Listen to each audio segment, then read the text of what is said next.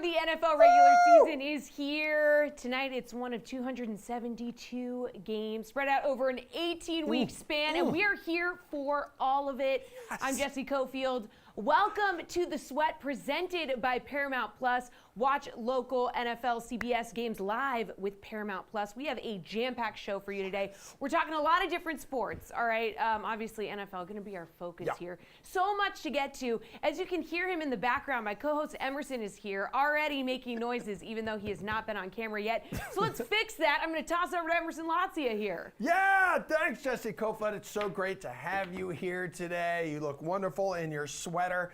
Okay, so it feels like yesterday, but we have pristine podcaster, beefy broadcaster, and former naked NFL lineman Ross Tucker joining us now. We are so back. How you feeling on day one, dude? We are back. I don't know that I'm feeling as good as you with like your guttural noises while Jesse's doing the cold open there at the start of the show, but I'm very, very fired up. I'm gonna keep my and I'm gonna keep those to myself. Yeah, but I'm excited. Yes. Yeah, man. I may have just had a seizure live on television, but hey, you know what? We'll battle through it here. Dude, anyone who has listened to you, anybody who has watched you on the show over previous years knows how much you love the Bills. You've called it your favorite team that you've played for in your career. So what's your favorite part, though, about opening night? Can be now as like a broadcaster or could be back when you played for him. By far, it's the shared social media experience. Yeah. There's something so cool, dude, about tonight from 8 to 11. By the way, I'll be in a hotel room in West Point, New York, getting ready for Army and UTSA on Saturday, which, by the way, should be an awesome game that you can check out at noon on CBS Sports Network. But I digress. My point is, I'll just be in my underwear in a hotel room, but because of my phone or my laptop, I haven't decided yet, I'll feel like I'm with everybody else. I'll feel like we're all in this together. Like there's gonna be a big play. Oh, that was sweet. Oh, that was awesome. Or the refs mess up. Oh, the refs are still terrible. Like it's just something's really cool and unique about a big primetime NFL game because it's the shared social media experience. It's like a community, Emerson. You wouldn't even get it. You wouldn't even understand. It's like a community. We're all in this together. Yep, that's right. Like no other year before could we connect with Ross Tucker in his underwear in a hotel in the middle of absolutely nowhere. And you know what? The Bills here, dude, enter the year as the outright Super Bowl favorite for the first time since 1991. Patrick Swayze was the People magazine's sexiest man alive that year. Rams are the defending champs here. Are these two the class of their respective conferences, though, in your opinion? So I don't know if that was the Dirty Dancing year or the Roadhouse year, but either way, I can see that. I can see how Swayze won that. I mean, to go right from being that good of a dancer to just being such a badass at every bar in Bumblefart, wherever he was, and just beating people up, that was an amazing year for Swayze. So shout out to Swayze. And shout out to the Rams and the Bills. Yeah. Because I do think they're the best teams in each conference right now. I think they're the favorite in each conference. Now, do I expect them both to get to the Super Bowl? No, I do not. But if I had to put $1, and I can do that at the DraftKings Sportsbook, by the way, on both a team in each conference to win the Super Bowl, it'd probably be the Rams and the Bills. You look at the NFC, and the Bucs are having their issues with the O-line. Tom Brady goes to the Bahamas for 10 days during training camp, which is amazing. I would have been fired immediately if I tried to do something like that. And the Packers have O-line issues and no Devontae Adams. So I think the Rams are the favorite in the NFC. The Bills are the favorite overall. We all know all the reasons why, especially Josh Allen. So, yeah, I do think they're the favorites. All right, so let's dive a little deeper into tonight's game. Who do you think covers tonight? Because the Rams, not only 5-0 in Week 1 games under Sean McVay, they have covered in all 5 of those contests, and now they're getting 2.5 points at home, dude. All of that is information that I probably would have rather had right before I gave you my answer, before I already decided what I was going to do. How do you always have all these great nuggets? Nobody told me either one of those. McVay 5-0, Yeah. or the Rams covering all 5 years. Uh-huh. Oh, geez. I still like the Bills. To win my Yeah, football. there he So is. I'll still go with the Bills to cover. Love, and I mentioned this on the Even Money betting podcast, my betting podcast that I know you listen to because Yep. it's top 5 in the galaxy. I like the Rams as a teaser leg. I like the Rams as a 6-point teaser leg, teasing them up to 8.5. And then there's other teams you can pair them with for sure. But just this game in and of itself, I'll lay the points with the Bills. Don't feel great about it with no Tre'Davious White. They've got Yep. Dane Jackson and a couple of rookies at corner. Makes me a little bit nervous. You know, that spaceship of a stadium's going to be rocking too. Did you see the story of Bills Mafia shipped $24,000 worth of Labatt Blue out to LA so they could have like their home beer while they're getting all lubed up out in the City of Angels? We should come up with something for Lube and Labatt because they both have the L and Yeah. the B there. But no, that doesn't surprise me at all. I bet you half the stadium's Bills fans. These Me too. people have never been this excited in their entire life. It's unbelievable how pumped up Bills fans are right now. So I think I'm going to call it right now 50-50 Rams-Bills tonight, which is insane because half the people are coming from Buffalo and the Rams just won the Super Bowl. Yeah, I married into a Bills Mafia family, and I can tell you, my wife, who absolutely hates sports, is even a little bit excited for tonight, which is extremely rare. So you're also the man behind the mic for Eagles games, right?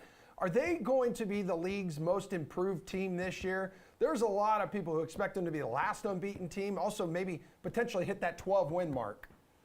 Yeah, no, they're not going to be the most improved team because they won 9 games last year. They went 9-7 in the 16 games they tried to win last year. No, do I think they're going to be better? Okay. Yes. I think they'll win 10, 11, 12.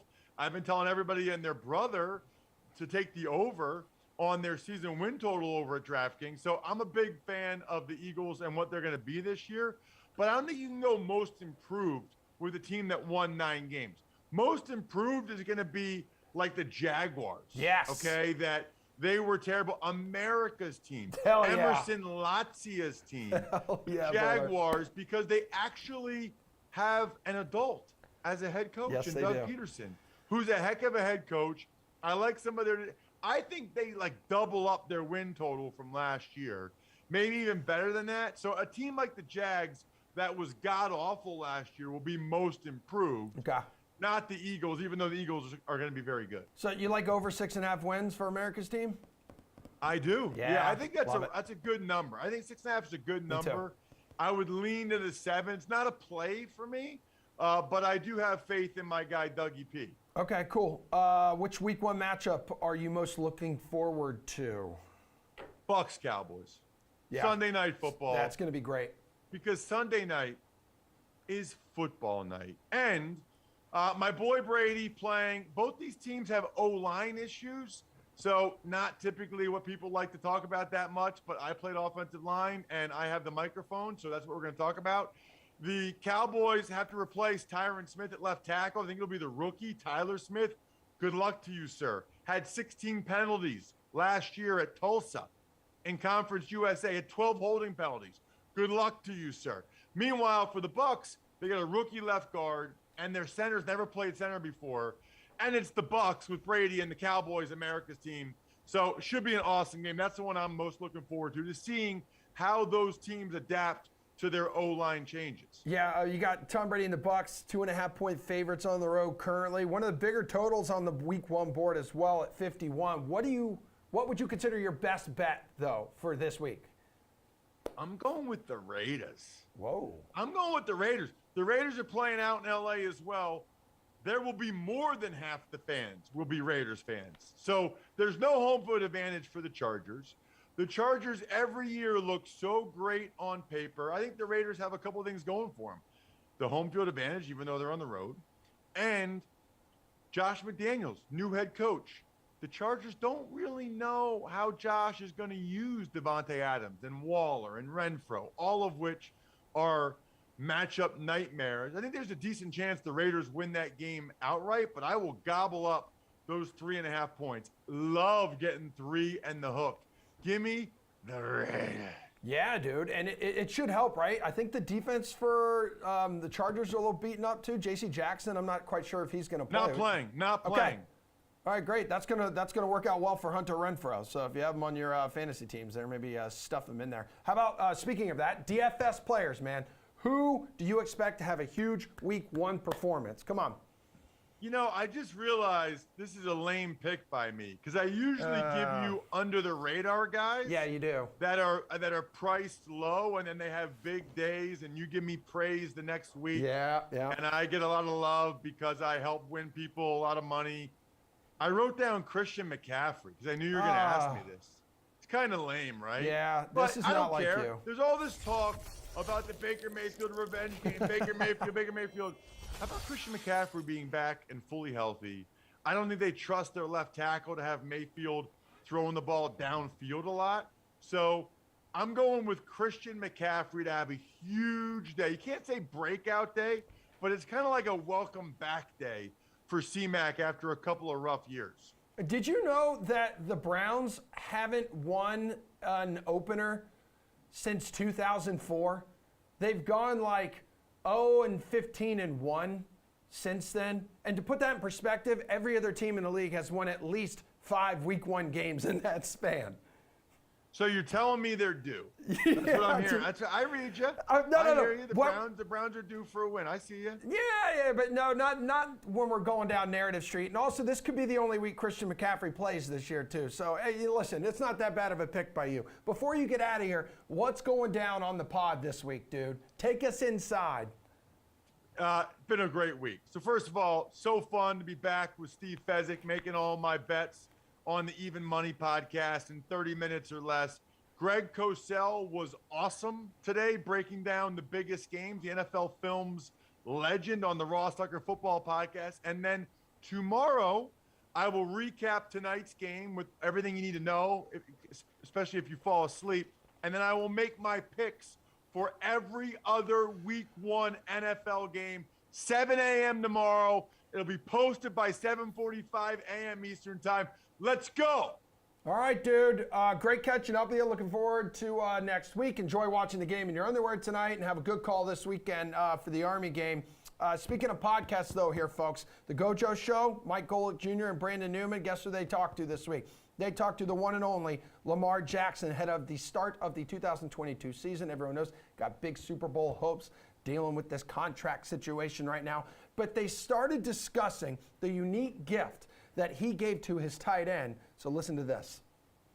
Lamar, you mentioned before with Mark Andrews, and I do want to ask you more about the upcoming season. We're going to get to the stuff for DraftKings Rainmakers as well. You gave Mark Andrews the African dog chain. What was the story behind that? Why did you gift him that incredible-looking chain? Who did we play?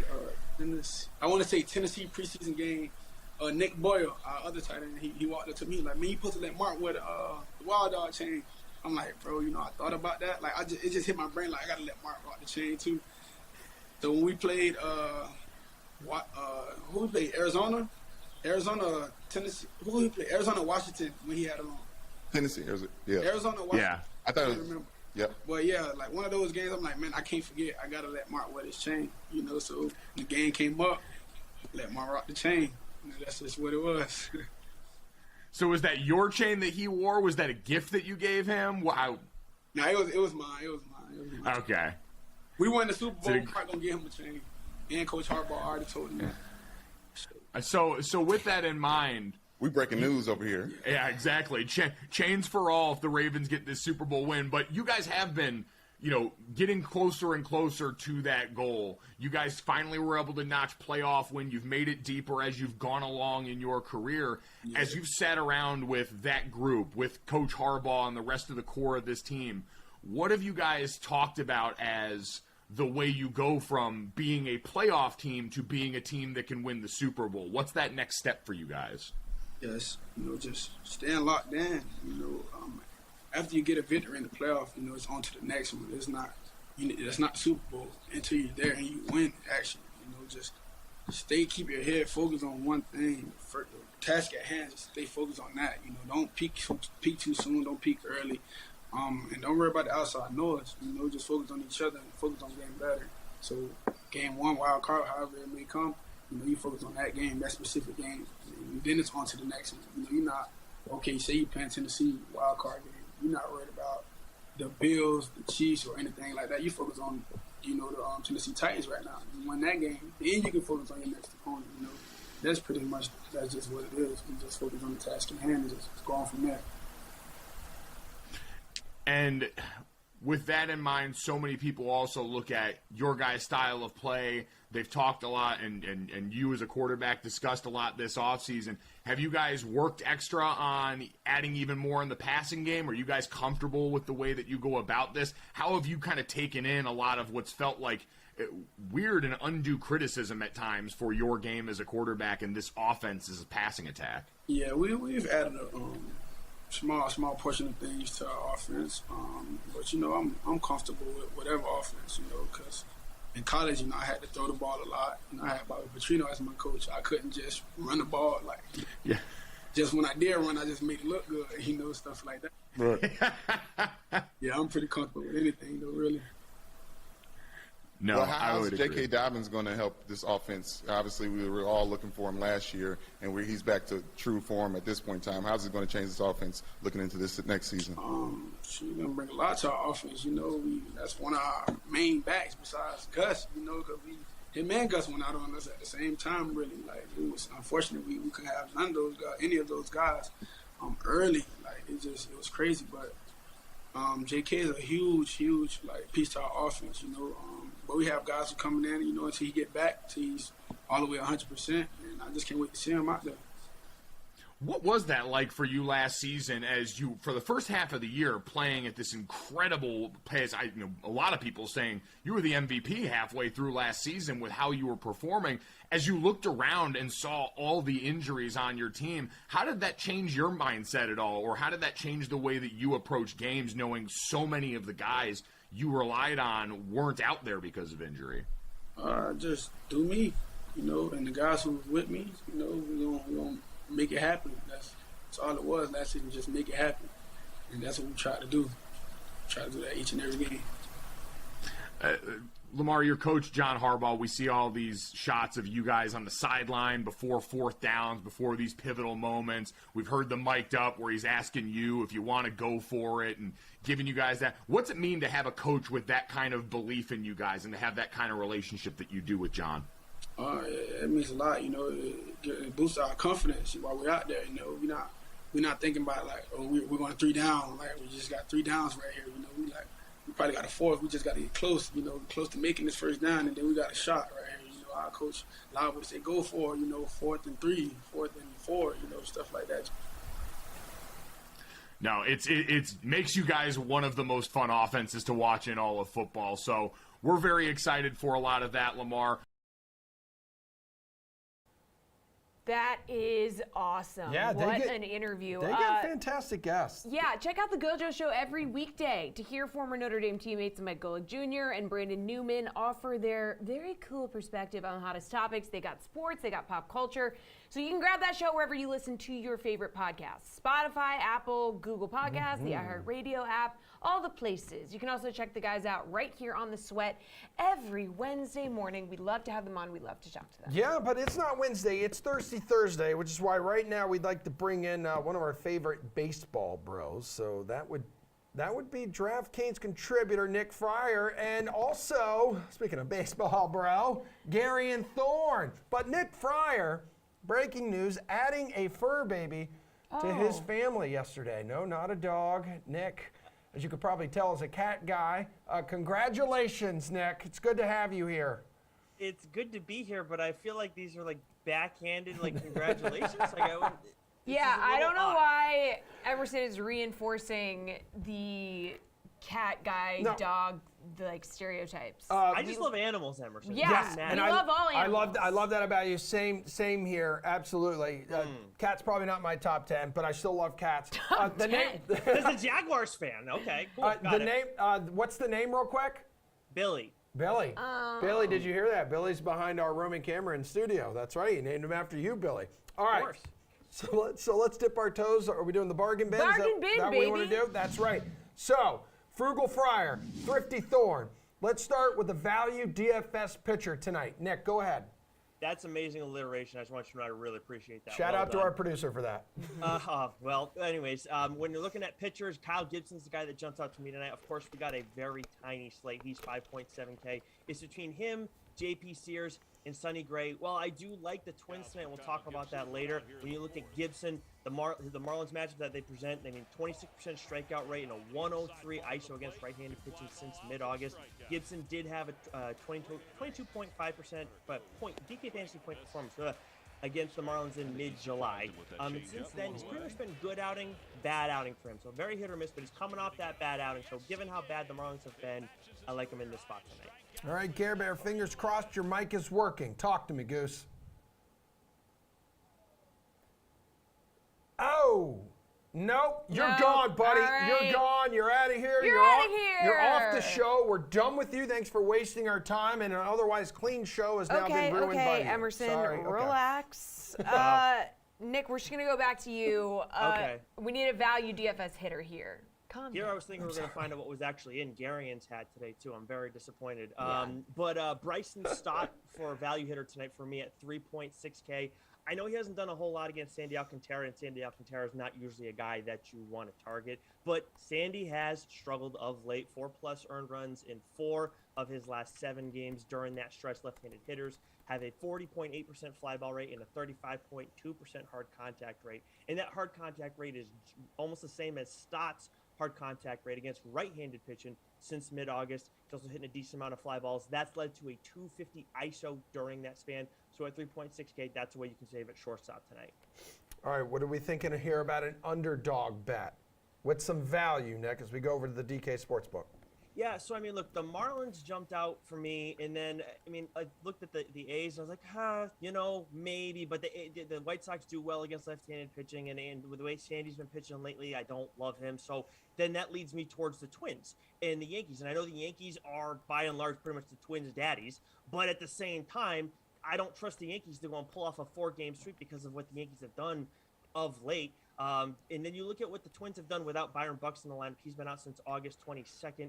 They're one of the best teams in terms of line drive rate and hard contact rate against left-handed pitching. So I like that a lot against Nestor Cortez tonight, who's coming off the injured list. And then you look over at the Yankees offense and what they've done. Now, Aaron Judge, who we'll talk about in a second, has mashing right-handed pitching. But the Yankees still have a 141 team ISO against right-handed pitching since mid-August. So I love that for Sonny Gray, who I know left his last start early, but he still has a 2.14 ERA and 2.92 FIP in his last 4 starts. All right, Nick, take us home here. Need you to give us a player prop that's going to bring the value. Where are you going? Yeah, so I mean, you want to look for power bats whenever we're talking about total basis props, right? But at the same time, we're going to see them have decent home run props. You're going to see their total basis prop, the value kind of depleted a little bit. Still, anytime I see a guy like Yordan Alvarez, Austin Riley, Aaron Judge at plus money on these plays, I'm going to try and lean into one of those guys. And Aaron Judge is plus 115 tonight. And look, I still like Sonny Gray in this one, but he can still give up a home run or give up a double to Aaron Judge and survive. And again, the Yankees not hitting right-handed pitching well of late, except for Aaron Judge, who has a 446 ISO against right-handed pitching since mid-August. And that's because he's only got a 22% ground ball rate and a 51.2% hard contact rate against righties during that span. Without Aaron Judge, the Yankees are a bottom 5 team in the league right now. But Aaron Judge on a historic home run pace right now. You can bet over or under 61.5 taters on the DK Sportsbook right now. What would you do there, Nick? Yeah, I would go over on this one right now. I mean, he's just in one. I mean, he's been in one for the entire course of the season. And what's remarkable to me, and I know when you look at the futures right now, I think he's a huge favorite to be the AL MVP this year. But I think MLB tweeted out his stats versus Shohei Ohtani's, and the fact that Ohtani's got 33 home runs right now, and he's almost got 200 strikeouts. He should end up with 200 strikeouts, knock on wood, by the end of the season. It's I can just see a lot of like the people who were voting for Trout for those few years, like he's the best player in baseball, you have to vote for him. I can see Ohtani getting that too, and I think Ohtani was like plus 500 to be the AL MVP. So all he has to just do is be good. He doesn't need to be great the rest of the way, and I think he can still beat Judge up, but I would take the over on Judge's home run prop. Well, while we're on the topic of history, let's go to Albert Pujols. We all know he's chasing 700 home runs right now on the DK Sportsbook. Does he get there? Yes, plus 300, no, minus 400. Which side do you lean, Mr. Fryer? I mean, I gotta go and back Albert. I mean, I remember when this guy came in the league at the same time with Ichiro, and obviously Ichiro was a little bit older. He'd been playing in Japan for a few, I think 10 years, maybe 7 years at that point. But I mean, the fact this guy's been around that long, I mean, 2001, I mean, I think I was in elementary school at the time, and the guy's still doing it.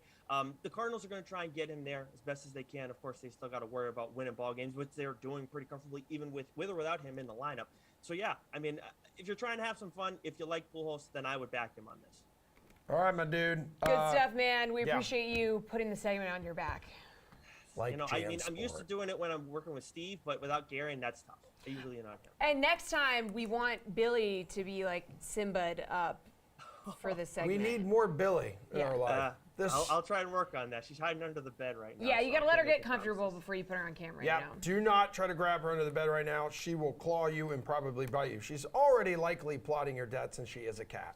Wow. Anywho, Nick, love you, mean it, dude. Man, we're just talking all sorts of history because right now, last night, did you see this at the U.S. Open? So you had Carlos Alcaraz defeating Jannik Sinner in an epic 5-hour, 5-set match. It lasted until 2:50 Eastern time in the freaking morning. The latest finish in U.S. Open history. I was like, dude, almost 3 o'clock in the morning. I was asleep by I was 6 hours into sleep already at that point. Knocked out. So anywho, he's going to move on to Friday's semifinal to face American Francis Tiafoe, who in his own right has been making tons of noise. He's thrilling to watch. So that's going to be today, though. That's going to be tomorrow. But today at the U.S. Open, we got women's semifinal action. So Serena Williams no longer in action. I don't think she's going to be playing tennis anymore. Yeah. But we do have Jeff Pratt right now, who was able to record a very nice segment. Some U.S. Open bets to keep an eye on for the remaining action in this tournament. Love that. We have the women's semifinals today and the men's semis tomorrow at the U.S. Open. So I'm going to highlight one bet I see value in on DraftKings Sportsbook on both sides.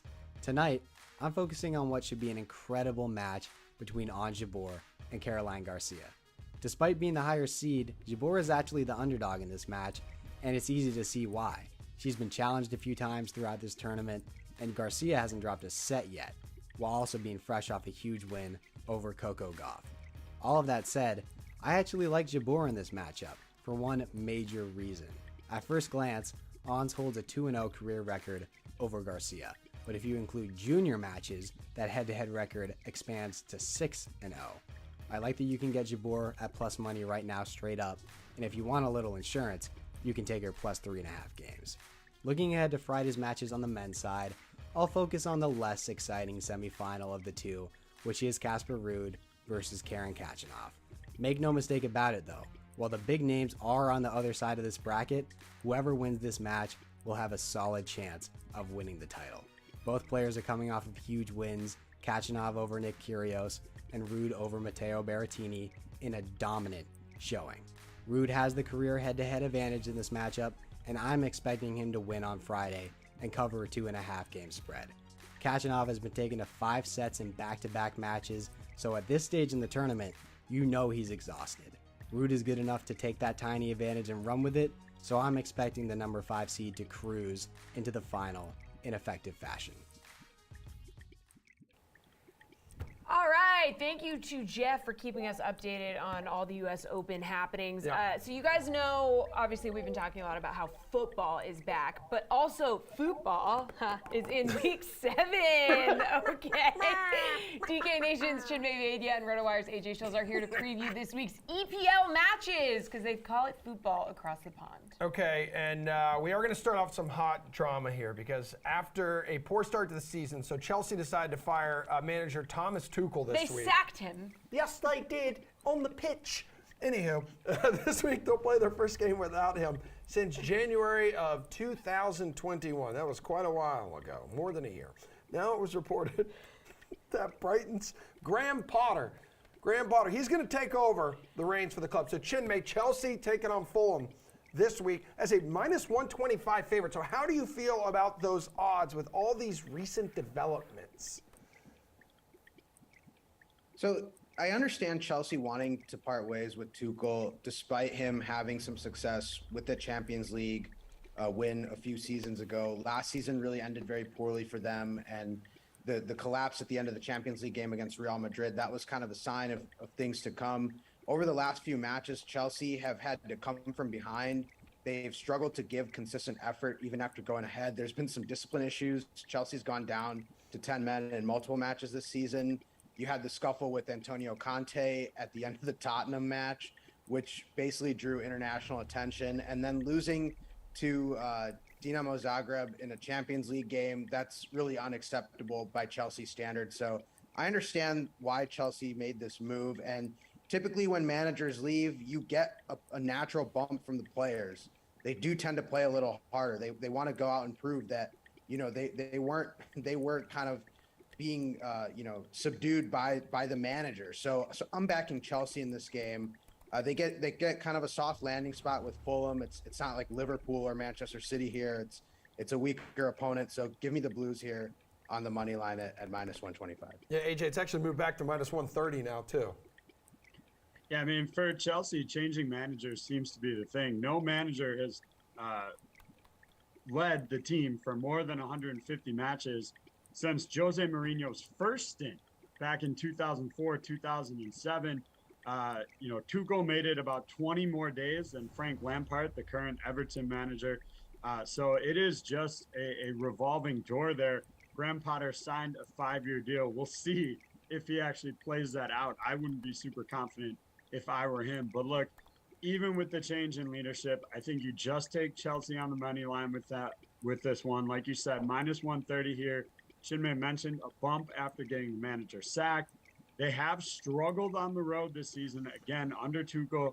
But I think this resurgent squad wants to rebound from what was a really disappointing loss in the Champions League to Dynamo Zagreb on Tuesday. All right, Chinmay's Arsenal club suffered their first loss of the season last week to Man U. You hate to see it. They're back home to take on Everton. Comfy minus 300 favorite. So, AJ, can you get any value betting this game? Well, I guess we're going to have to call this one the DraftKings Derby because my boys in blue are going to make the trip to the Emirates. Everton is my team. If you've watched them this season, which I'm sure not a lot of people outside of me have, they've actually looked pretty good. They're undefeated in 5 straight. We'll just pretend that 4 of those weren't draws, but technically still undefeated in 5 in a row. So to that end, I'm going to look at the spread in this one, and I'm going to actually take Everton plus a goal and a half for minus 120. Covers you against the draw or an Everton upset. And I think the Toffees can keep it close enough to maybe only lose by 1 here. So I like the spread in this one. Did not know you were the Everton guy, AJ. Okay, Chinmay, how do we feel?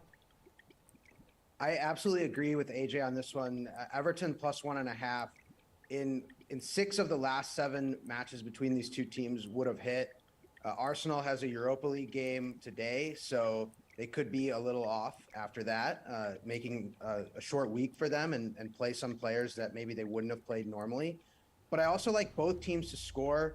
You can go either way in this one. Yes, plus 105 is solid value, but the no is at minus 130, which isn't too bad either. So I think Arsenal money line is probably not a great option, as you guys mentioned, but there are some side angles here with Everton plus 1.5 being a really solid bet, I think. And then I would take both teams to score. I would take yes at plus 105 as a plus money play in this game.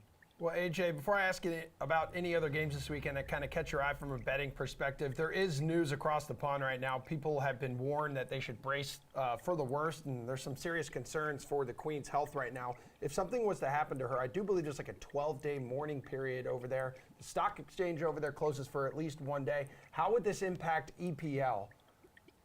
Yeah, it's my understanding, I believe it's called Operation London Bridge, that if she were to pass away, that they would suspend matches for 10 days. So that gets us obviously through this weekend and actually probably even into next, depending on when that might happen. So yeah, okay. It is a definite possibility that we could be without the Premier League for a little bit here. Okay, so let's just move forward right now and assume that we do have games this weekend. Hook me up with another one or two, whatever you want to share with us now that catches your eye here in terms of betting. Well, I'm going to look at Liverpool versus Wolverhampton matchup. You know, Jurgen Klopp just called out his team for what has to be considered an embarrassing 4-1 loss in the Champions League to Napoli. I think part of the problem right now is the lack of goals from Mo Salah. This is a good opportunity for him to get out of that funk. I think it's 4 straight without a goal here. I'm going to take him to score at -120 at the anytime goal scorer odds. I would even consider doubling down on this and look at the player parlays and take Salah to score and Liverpool to win, which comes in at +110 for you. All right, on the betting menu this weekend, Chinmay, what catches your eye? There's a couple good plus money plays for me. Aston Villa is somehow an underdog against Leicester, who has looked absolutely atrocious this season. If you want to hedge against the draw no bet for Villa is +105. I believe the money line is closer to +180. So I would go Aston Villa in that game. Still not sure if I'm getting money line or draw no bet, but Leicester has looked so bad this season that I can't bet on Leicester in this game. So I would take Aston Villa, either draw no bet or straight up on the money line. And then also Manchester United is plus money on the money line against Crystal Palace. And we talked about Man United early on in the season with their struggles. They've won 4 straight, and they beat Liverpool and Arsenal during that span. So it hasn't just been cupcake games for them. I like Manchester United at +110 right now against Crystal Palace on the money line.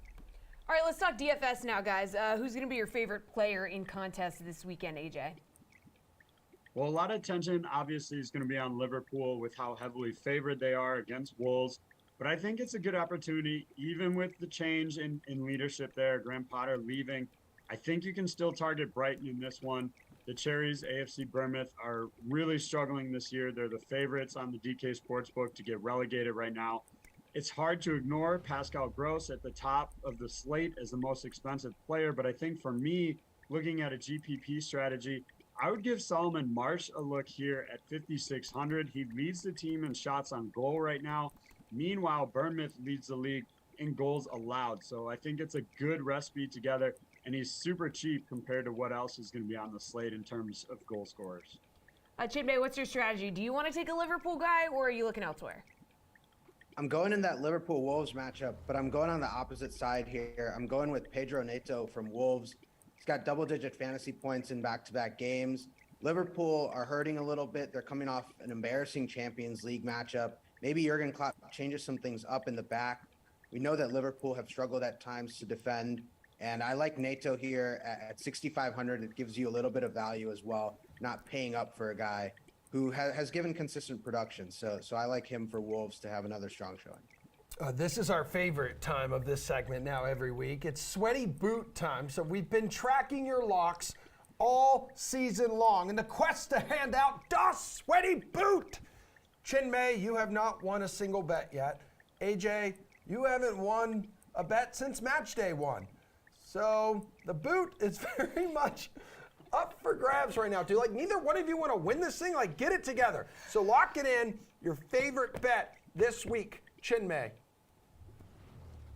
Yeah, I don't know what it is when it comes to the sweaty boot. I win all my other bets, and then when it comes to this, all of a sudden, I think maybe I just don't want this. It's the bright lights. You can't handle it. The bright lights. Turn them off. Turn them off. I'm going with the marquee matchup of the week, Manchester City and Tottenham. Both teams to score is -135 right now. I actually think that's pretty strong value given the firepower on both sides. Erling Haaland and Harry Kane have been on fire this season. Both have scored goals. Like, basically they're competing against each other for the golden boot at this point, and they're going back and forth. I like both teams to get a goal in this game, and I think there's still enough value there at -135. So that's where I'm going for the sweaty boot pick this week. All right, AJ, take him down. Let's go. Maybe that's the problem, that it's a sweaty boot instead of a golden boot. I'm sure Chinmay and I would both be more, excited to win a golden boot instead of a sweaty boot. But look, I'm going to try and keep it simple here and get a winner for everybody out there. I'm going to take the Liverpool match and taking Liverpool minus a goal and a half comes in at minus 125. Again, I think it gives up a little bit of juice, but still really good value in what I think should be a one-sided matchup. All right. We'll see if either one of you can win one of those bets. Sweaty boot, man. Yeah, I love it. That's going to do it for football talk. Football, aka NFL, is next. Don't know if you heard, but the season starts tonight. People aren't talking about that, are they? We're going to break down DraftKings Thursday night Millie Maker contest. And right now, let's see what Kevin Hart thinks about DraftKings' latest offering. Lamar, Zeke, Stephon, you've all been summoned to the Kevin verse. You gotta be kidding me. You're here because you're on my DraftKings Rainmakers fantasy team. I liked him better when he was tiny. Lamar, keep talking and I'll put you on a tiny bench. I've collected your digital player cards, and you're gonna help me build my NFT fantasy franchise so I can start crushing the competition. I need you all at 100%. Zeke, you're gonna catch a cold in that crop top. Maybe you should consider putting your belly button away. Hey, Lamar, you getting enough sleep? I seen you posting pictures in the club. You stalking me? Diggs, you gotta keep your hands moist so they stay soft. Nice and moist. Please stop saying moist. We done here, man. Well, go ahead. There's the exit. Ha! Build a roster by opening packs and joining drops and win a share of over $1 million in prizes every week of the NFL season. Download the DraftKings Daily Fantasy app to get your free full roster starter pack. DraftKings Rainmakers Football. Build.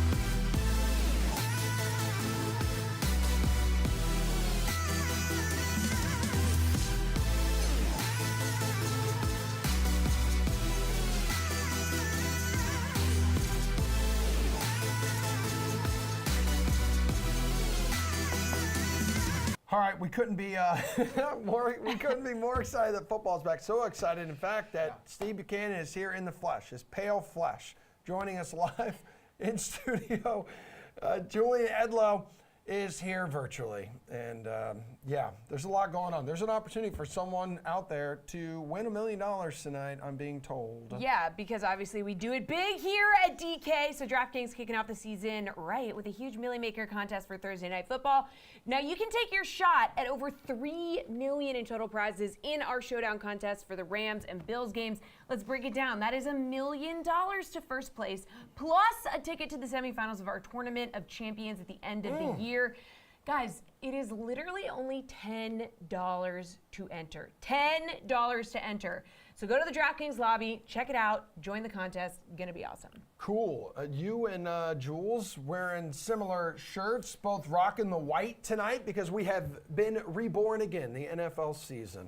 It's great to have you here, dude. So Thanks. I'm looking at like captains. Yep. When we're talking captains for this DFS contest, it's like, how often do we typically see like a wide receiver, someone paired ahead, priced ahead rather, than like the two quarterbacks here? Very rarely, but when that man is Cooper Kupp, he absolutely should be Yeah. the top price guy here. But I'm actually going with Allen Robinson for my captain. I think it gives you a much more balanced lineup here tonight because you can really afford some of these other guys. There's so many other guys that you want to be paying up for in this matchup that I think Robinson at 9,300 is a way to go here. You got to remember that Tre'Davious White's going to be out of this game and out for a number of games moving forward. That's going to force the Bills to go with a few rookie cornerbacks. And Allen Robinson finally has a quarterback that can throw to him. Good things are going to happen when Allen Robinson has a good quarterback here. Should be getting some red zone looks as well. Help take the heat off of Cooper Kupp a little bit here. But at captain here, gives you an average of just over 8,100 for the rest of your lineup. That's going to be really good too. Don't worry about that. Kupp will get it later. Yeah. But Robinson's my guy for the captain spot here tonight. Van Jefferson, is he out tonight? That is correct. Okay, that's great. So we'll talk about that in the value play. Don't get too all far. right, Yeah, all right. Also, wow, no, I'm just saying that relax. I like that pick on your part because that could easily just benefit Allen Robinson tonight in his debut with the Rams. Jules, what are you thinking tonight? Like, how much money are you going to spend for captain? Yeah, it's almost like Steve and I host a podcast together, even though he was noticeably absent for 6 months. Allen Robinson, I think, is the no-brainer captain here. Both quarterbacks have their upside. Josh Allen running the ball and with that high-powered offense. Stafford as well throwing it to Robinson and Cooper Kupp against that banged-up Buffalo secondary. But I think the best matchup on the board is going to be Allen Robinson. Cooper Kupp is going to be getting a lot of attention on the other side from a Bills secondary missing its best player. Allen Robinson could be matched up for some of this game with a 6th-round pick rookie from Villanova. That's not going to cut it. He's the guy, like, he had 3 1,000-yard seasons in his career, most notably a 1,400-yard, 14-touchdown season with the Jags. He has never had a quarterback. Now he has that quarterback, and I think Stafford will want to show him off in this game in a really good matchup. So it's going to be Robinson for me, and then we can afford to fill our lineup out with a lot of good plays from a game that we should see a lot of offense in. Do you not have a ring light or any kind of light to help light your face? You have a nice face. Okay. We need to see more of it. We're just gonna. I do, but we're having a little bit of an issue. Okay. Which is, Kind of like why how are you guys why are are all clogged up at the desk and knocking things over. I'm having an issue here as well. All right, he's having an issue. So why are you looking? Okay. We're just gonna move on. We're gonna move on to your value play. You talked about being able to afford some other guys, Julian, but right now we're still gonna talk value here. So who's the guy you're looking at to round out some value in your lineup? I just used a little bit of value here, and I'm using my phone light now to shine on my face, and hopefully that pleases Emerson as a value play in my home studio so here. So much value. But in terms of a value play in this game, I'm going to James Cook, second-round rookie running back from Georgia. You look at this depth chart for the Bills, and Devin Singletary should be the guy running the ball, the featured running back. But Zach Moss is the number 3 running back on the depth chart, and Cook is more affordable, slightly, but more affordable than Zach Moss in this game. And Cook is going to be in the hurry-up. He's going to be the third-down pass-catching back, which you get that full-point PPR on DraftKings.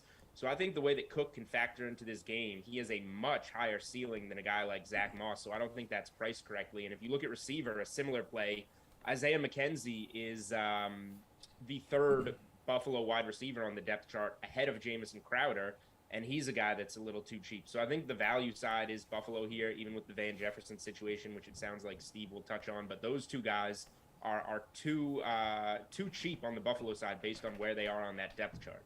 Yeah, James Cook just going to cost you $4,200. He put up 728 rushing yards in the Bulldogs championship season in college. So he could get more touches, at that spot for the Bills than we think. Steve, when you're looking at value, where are you going? Yeah, I like Ben Skoranek here for the Rams tonight. As we mentioned, Van Jefferson has been ruled out of this game, so that's going to open up some value for some of these other receivers on the depth chart there. So you got him, you got Tutu Atwell. You can also look at as someone who could be a value play here tonight. But just talking about Skoranek, averaged 12 yards per reception on the limited amount of action that he had last year. Somebody that can go deep downfield. Obviously, there's a number of guys on this team that can do that, but getting that type of production potentially under 2K really is a nice value you can play in this game, because once again, like we mentioned, you're going to be wanting to pay up for so many guys on offense in this game, whether it's Josh Allen, whether it's Matt Stafford, Cooper Kupp. You need to get some value in your lineups here for tonight, so I think that's the way to go here. The Rams have played 5 Week 1 games under Sean McVay. You know how many of those that they've lost? 0. You know how many of those games that they've covered?